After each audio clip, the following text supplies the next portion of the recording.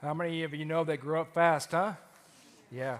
So Legacy Sunday, so this morning Gabby, or Gabigail, she's going to go around and asking folks 3 questions, and those are, they'll be up here so you don't forget what they are. How old are you? How old would you like to be, and why? So Gabby, take it away. Good morning, Mr. Dirksey. You looked like a great person to come up to and get us started off here. Just break the ice a little bit, so I thought I'd sneak up on you and kind of do a surprise attack here.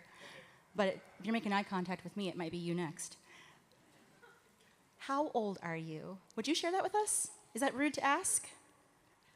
66. 66. No, everyone's supposed to go, what? We're all in disbelief. 66. How old would you like to be?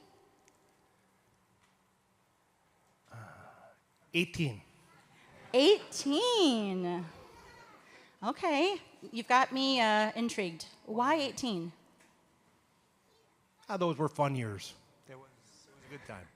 It was a good time. Okay, I was going to ask you, what made them fun years?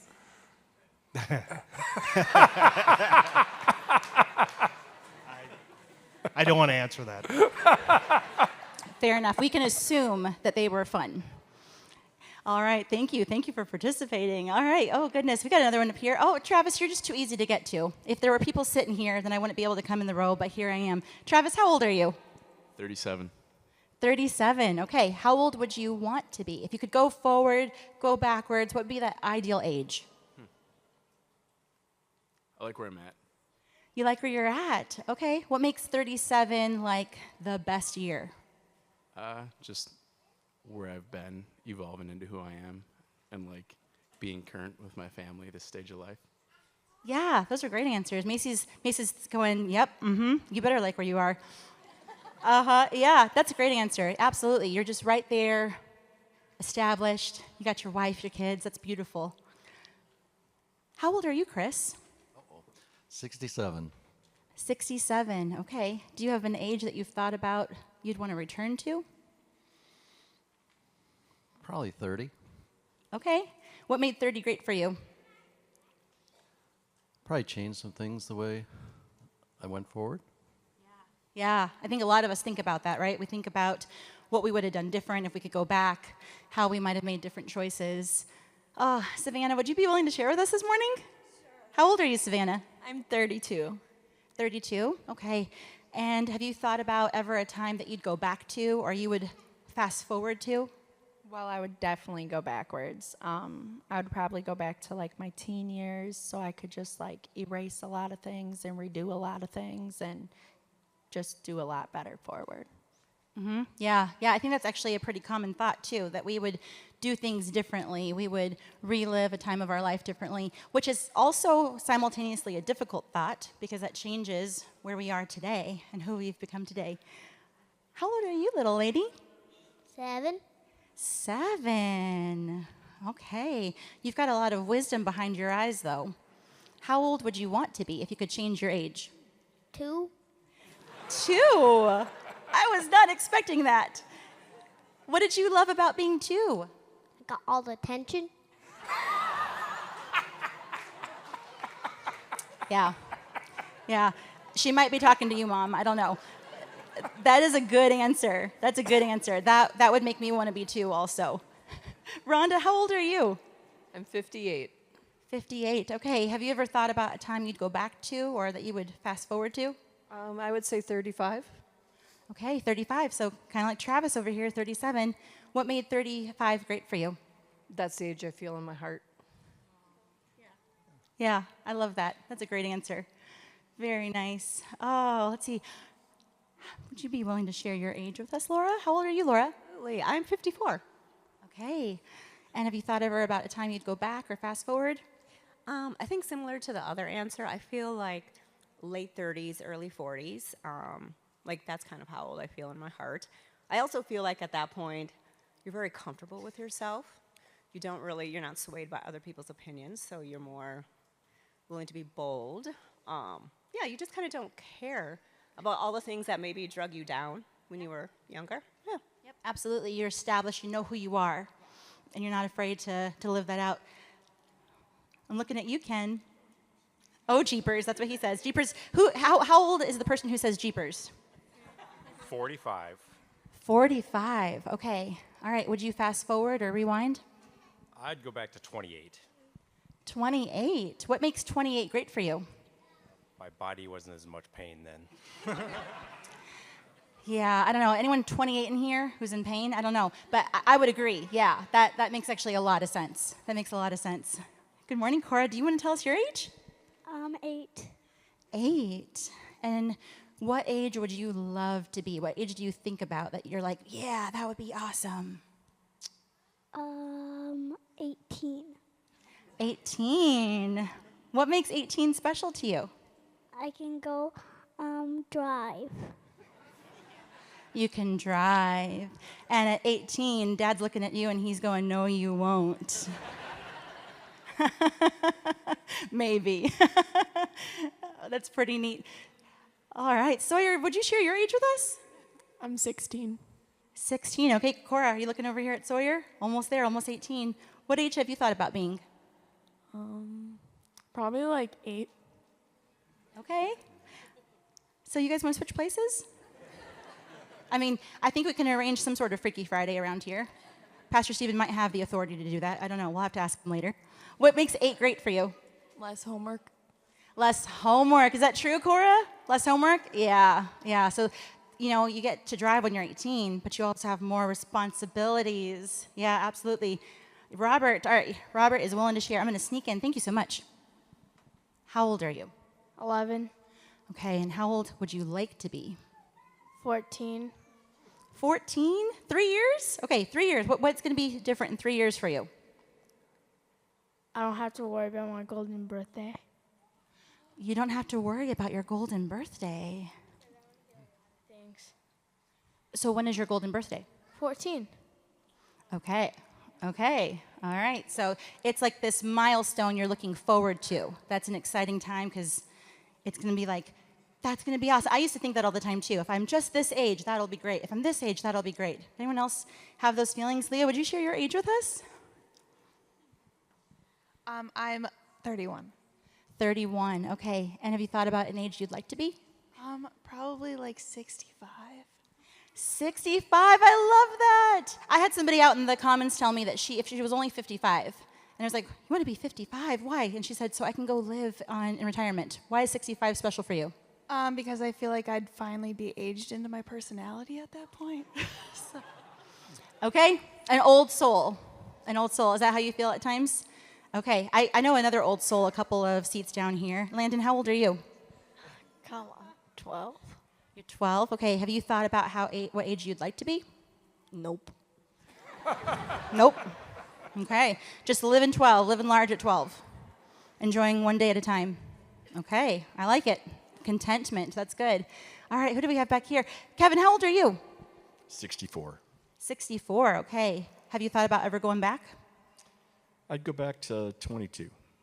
22. Okay. What do you remember about 22 being great?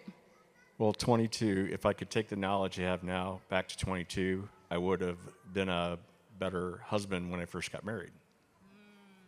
Yep. That's a good answer. Tammy wasn't here to hear it, so you'll have to repeat that one to her later. That's a good answer, though. Yeah, there's a song about that, isn't there? That the youth is wasted on the young, something like that. I'm sure one of you know that song. Mark, how old are you? 61. Okay. And would you go back or forward? I would probably go back. I just heard a song recently, pretty popular, Dear Younger Me, and it just made me think of things I'd do differently, and probably back into my 30s. Absolutely. Yeah, that's a great song. That's a really good song to reference. All right, we haven't hit this side of the auditorium. Who do we have over here? Oh, start looking down if you don't want to talk to me. Here I come. Josh, you're looking down, but you're just so accessible. Josh, how old are you? I'm 31. 31. Okay. Have you thought about a different age? No, I'm where I want to be currently. You're planted right where you are. Okay, so when you're 32, you're going to be quite discontent? Exactly. No, that's great. That's great. You have a beautiful family. You are right in the golden years of being 31, and that's wonderful. That's really great. All right, let's see. We need somebody. Maybe one more. Yeah, we one need more somebody Gabby. with last a one? lot of wisdom. A lot of wisdom. Who could I pick up here that has a lot of wisdom and a lot of giggles? Joey, how old are you? I'm 6. You're 6. And how old would you like to be? 6. 6. Okay. You know what? You kind of surprised me with that answer. You love being 6. What is the best part about being 6? I like my teacher. That's a good answer. Yeah.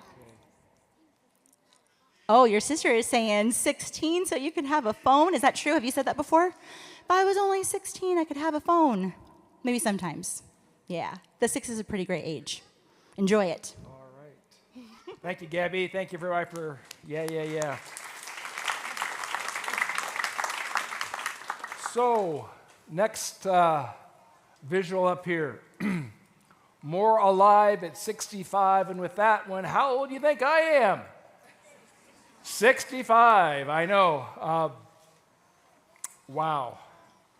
Now, I admit sometimes I do look back, and when I was 9, I made the Little League team. I was the only 9-year-old, and my brother was 12, so we were on the same team. The only time in my life me and a sibling was ever on the same sports team, so 9 would be good. That was 1969. And, or I look 24, because that's the year I got married over in Glasgow, Scotland. Or sometimes I think even 10 years ago would be nice, because that's when both my parents were still alive and well. And I tell, I was doing really good with Mother's Day until last Mother's Day. And for some reason it messed me up. And I'm not really sure why, but it got to me. And so, and my wife doesn't mind me telling you this, but she does a lot of like long-term subbing in some of the schools up in Manitowoc. So she was with this 5K class for, I don't know, a month or so, and she loved them and they loved her. And one day this little girl, out of concern, comes up to my wife and says, "You're old, aren't you?" My wife says, "Yeah." Little girl says, "Yeah, it shows in your face." and my wife came and told, and we just howled because she was just so concerned. My wife's age and those kinds of things. So one is this really true? Am I really more alive at 65? Or is it just some title that I came up with, or maybe I should be, but there's just some advantages of being 65. And when I said I no longer have to worry about dying young, I mean, that's gone. But there's a thing of being my age, I call it perspective, which I didn't even have 10 to 15 years ago. I have much, much greater perspective. And I think, with 65 should come a lot, so much more appreciation, that each day becomes more valuable because you just know there's less of them and it's okay. So there's a lot of things that kick in at 65, but a lot of it has to do with this verse out of 2 Corinthians. If you could pop that up there, yeah. Therefore, we don't lose heart. Now, that word heart could mean a number of things, but whatever this inner part of me, I'm not losing it, or you may call it some of the enthusiasm about life. We're not losing it, but though our outer man, that is our physical body, is decaying, and we know it is, right? We see it, we feel it. It's decaying. Yet, our inner man, that inner being, that inner person, is or should be being renewed every single day. That's what ought to be happening. I go, old on the outside, young on the inside, by way of daily renewal. I go, our bodies are not what they once were. They're just not. No one in the NFL, MLB, NBA is 65 years old. Not even close. I mean, if you follow basketball, LeBron has had an incredible season, and he's how old? 40. He got up and down the court and doing something. I'm going, that's incredible, right? It's amazing what he's doing at 40. I thought he'd have been, I mean, he's had a few injuries, but I thought he'd be out of the, be hurt for the rest of the season this year, but no, he's still doing quite well. But he's 40. Consider the most important thing for anyone is not what's going on physically, but spiritually. Not what is seen, but what is unseen. Not the outer, but the inner. And with that being true, don't wait until you're 65 to pay attention to what's going on inside.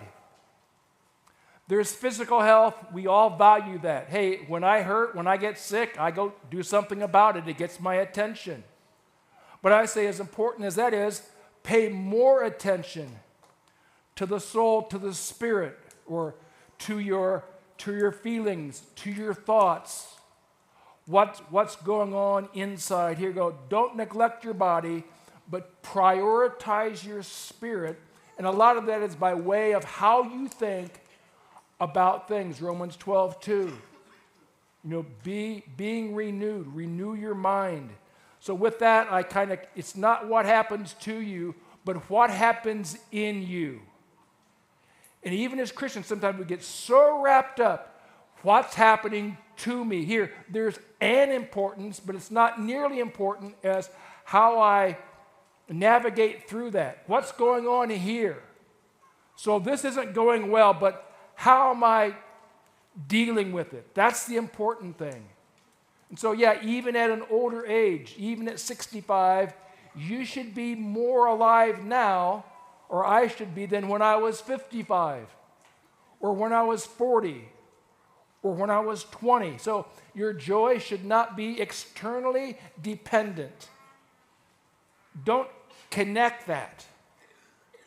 If it is, you'll always be trying to change the externals. You'll always trying to be controlling things and or people, which isn't a recipe for doing well in life. So determined to become more alive the older you become. Not less, but more. And I think about this, and as we get older, I just simply say, embrace what Job did, how he handled loss. As we get older, we will suffer loss. Loss of the things and sometimes the people which we love. It just happens. So here's Job. He walked with God and he suffered great loss. We need basically a biblical theology of grief and loss, because we all experience it. If you're an adult, you have already experienced it in some way. And the older you get, the more you will. Can I continue to be joyful although I continue to suffer loss? So Job lost all of his kids. 7 sons, 3 daughters, they all die. I've got 2 kids. I couldn't even imagine losing one.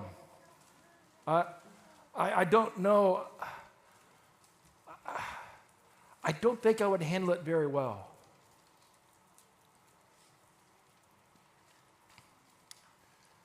But he lost all 10. And then he lost all his livestock, which means he lost all his money.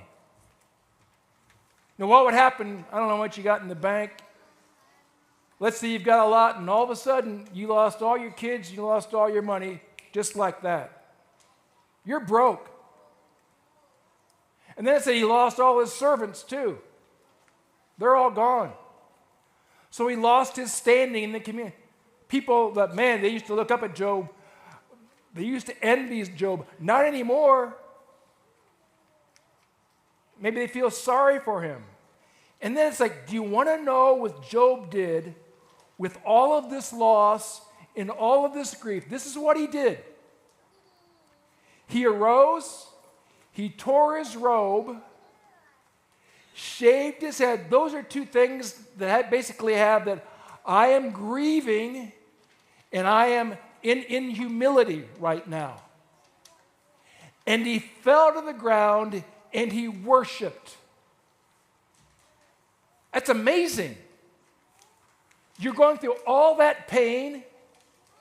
You admit you're grieving. You admit you've been humbled. And you worship? I'm thinking I would fall into the corner and I would just bawl and bawl and bawl. But that's what Job did. And he was very alive. And one thing we hear is, even in loss, he is very, very much in tune with his God. Here's the thing about getting older. You will suffer loss, and there is nothing you can do to prevent that. I heard a preacher say one time, everybody here, you're either going to heaven and hell, and there's nothing you can do to change the eternal. He put it in a way, not that you can't be saved, but there's only one place you can go. There's not a third option. So deal with that reality. To suffer loss of what you love is to grieve. And I wonder how many people sitting down here today are grieving right now. I'm not looking for hands. Gabby's not going around with the mic anymore, so you don't have to tell us. But if she was, and you did, probably almost every single hand of at least every single adult would go up.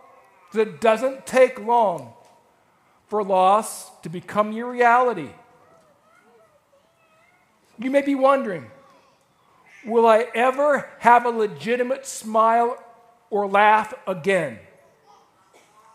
Because we all know how to do it. But will it ever really come from the recess of our soul, where I'm just going to smile and I'm just going to laugh and it's genuine, it's legitimate, oh, and doesn't it feel good? Or you may be thinking, can I ever be happy or have joy again? Or is that all in the past somewhere? Because that person, that thing, that feeling, it's gone. And how did Job worship? The next verse tells us the content of what he's thinking and how he worshiped. This is what he thought. He's thinking, you know what? Everything that I have, the Lord has given to me. It's not that I didn't work, and it's not, but at the end of the day, God gave it to me. And then God saw fit to have it taken away. Concluding thought, blessed be the name of the Lord. Whether it's my health, my spouse, my parents, my kids, they're all on loan. It all belongs to God. And since He has given, although it's in my possession or my name's attached, it really isn't mine. It's still God's. And God can reel it all back in whenever He wants. Because I was given the responsibility to oversee it. But it doesn't belong to me. So whenever He wants to, He can recall it. Now, it may hurt like there's no tomorrow. But He has the right.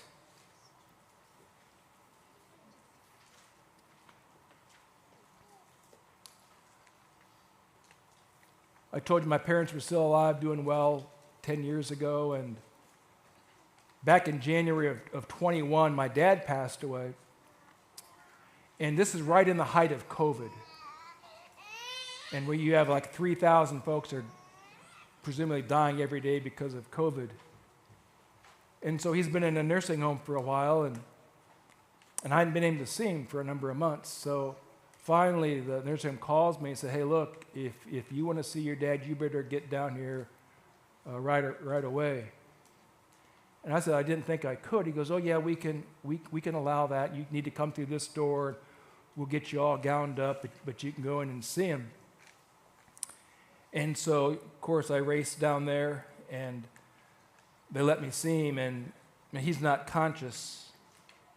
But I can't believe the comfort that came just to be able to see him and just be able to touch him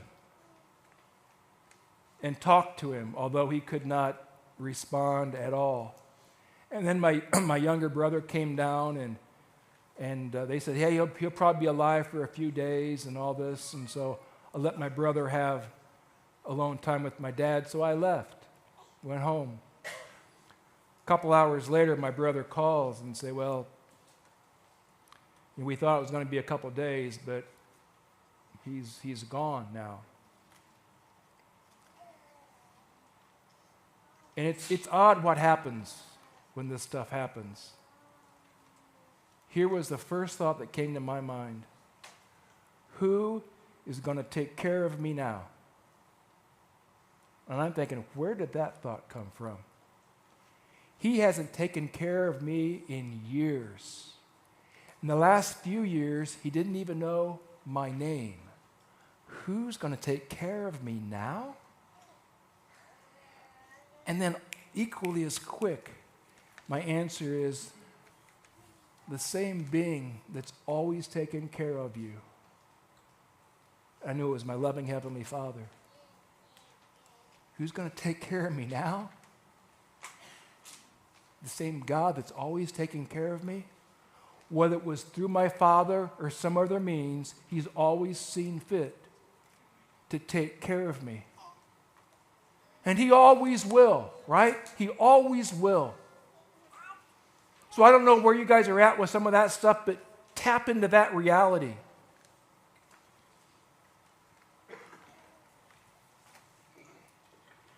So here's the final thought I'm going to throw up there, and that is this.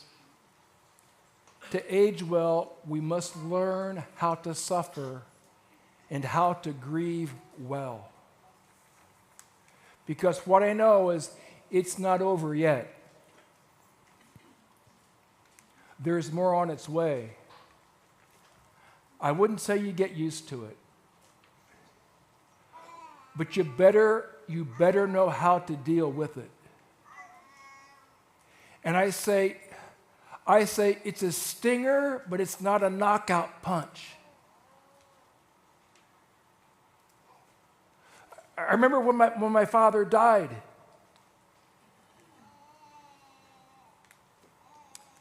And the next Sunday, I was in the pulpit preaching. And I'm thinking, I wasn't trying to prove anything.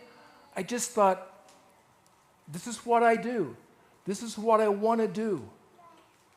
And I thought, isn't it good that I can suffer loss and I'm still up there and I'm still preaching the Word of God and hopefully giving other folks hope through His Word, which often brings incredible comfort. And so I thought, well, that's what I want to do. So to age well, we must learn how to suffer and how to grieve well, but don't wait until you're 65 to do that. Learn how to suffer well. To live well is to suffer well. It's more than that, but it's not less than that. Some people are suffering that which they never had. But sometimes you get it and God reels it back in. And so learn how to suffer well at 25 or 45. And then when you get to be 65, hopefully you'll have learned how to do it because more is on its way. So some 20 years ago, I'm on a flight to Minneapolis, and when I'm in my 40s, so I'm sitting next to an elderly lady, I think like she's in her 70s or so. We get in this conversation, and I say, well, why are you flying up to Minneapolis? She says, well, it's a connecting flight. I'm flying over into New York. Why are you going that for? She goes, oh, well, I'm going to see my grandchildren.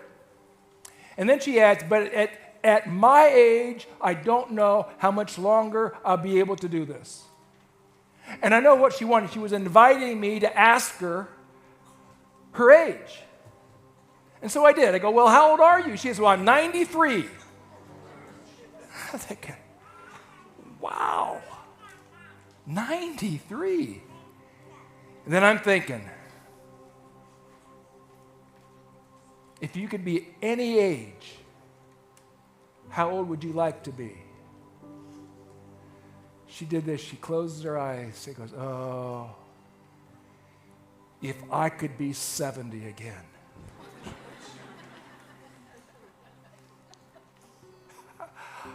My head spinning, really? 70? I go, why not like 50?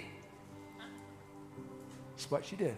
I can't even remember when I was 50. I'm loving this lady.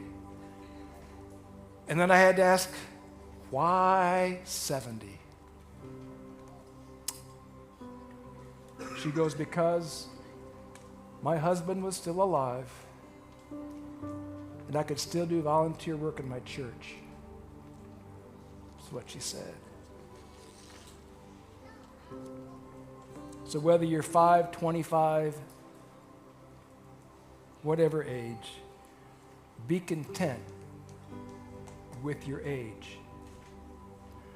Don't wish to go back. Hey, I listen to oldies, okay, so I go back by way of music. And don't wish to go forward. You'll be there soon. Inside every old person is a young person asking, how did I get here? We're not really sure, but it'll happen. So think today is how old I want to be. It's today. And that's where life and contentment are found, and that's one way you can be young and more alive at every age. So would you pray with me? Lord, thank you this morning.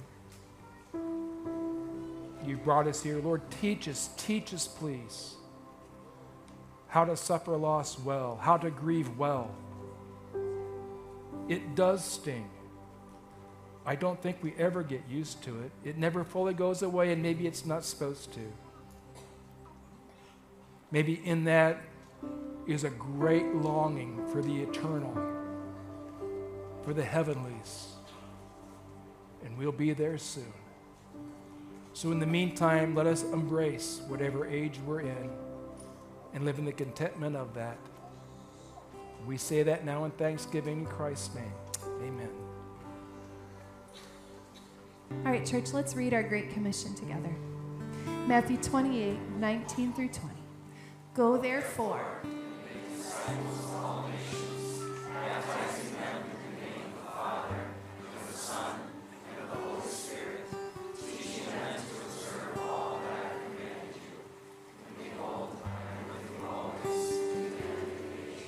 All right, church, let's love God, love people, and make disciples. Have an amazing Sunday.